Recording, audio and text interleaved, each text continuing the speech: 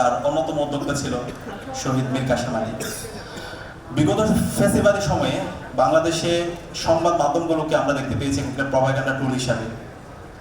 বাংলাদেশে খুনি হাসিনা এবং তার দোসররা যে ফ্যাসিবাদ কায়েম করেছিল, সেই ফ্যাসিবাদের বৈধতা দিয়েছিল সংবাদ মাধ্যমের কিছু সংবাদ মাধ্যম নামে কিছু হলুদ সাংবাদিকরা। 2013 সালে আপনারা জানেন শাহবাগ কায়েম করার মাধ্যমে এই দেশে বিচারিক হত্যাকাণ্ডগুলোকে বৈধতা দেওয়ার চেষ্টা করা হয়েছিল।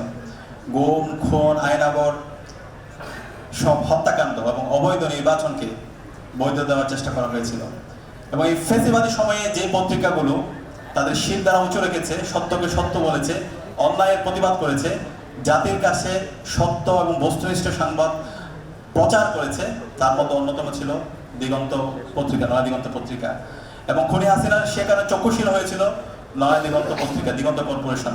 আপনারা জানেন 2013 সালে 5 মে শাপলা যখন গণহত্যা হচ্ছিল, সেই গণহত্যার চিত্রগুলো জাতির কাছে জানানোর কারণে দিগন্ত টিভিকে বন্ধ করে দেওয়া হয়, ইসলামিক টিভিকে বন্ধ করে দেওয়া হয়।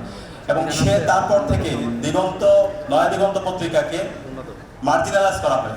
বাংলাদেশের বিশ্ববিদ্যালয়গুলোতে যারা নয়া দিগন্ত পত্রিকার প্রতিনিধি ছিল তাদেরকে বিভিন্নভাবে মার্জিনালাইজ করা হয় এবং তাদের পরিচয়ের কারণে বিভিন্নভাবে তাদেরকে আদারি করা হয়েছে। এবং একই সাথে সারা দেশে সংবাদ মাধ্যমের যারা সাংবাদিক ছিল তাদেরকে বিভিন্নভাবে বৈষম্যের শিকার করা হয়েছে। এবং গত 16 বছরে নয়া দিগন্ত পত্রিকা সরকারের কোনো ধরনের অনুদান এবং বিজ্ঞাপন ছাড়া পাঠকদের ভালোবাসা এবং তাদের বস্তুনিষ্ঠতার মাধ্যমে এতদিন ধরে তারা তাদের কাজ জারি রেখেছে।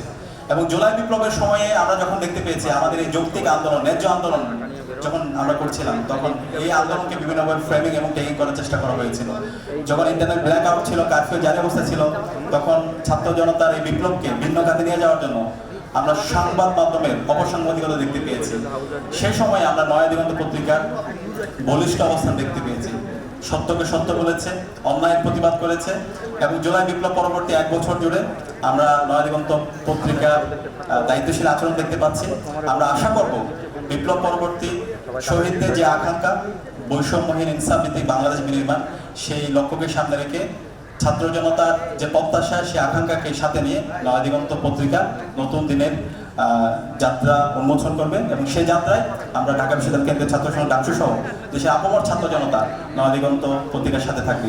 আমরা আজকের 21তম বর্ষপূর্তিতে নয়া দিগন্তের জন্য অনেক অনেক শুভকামনা জ্ঞাপন করছি এবং আমাদের সবার জন্য দোয়া জ্ঞাপন করে এবং নয়া দিগন্ত পরিবারের সকল সদস্যের জন্য, প্রতিষ্ঠাকালীন সদস্য থেকে পরিবারের সকল সদস্যের জন্য আন্তরিক মোবারকবাদ জ্ঞাপন করে আমি আমার কথা শেষ করছি। আসসালামু আলাইকুম।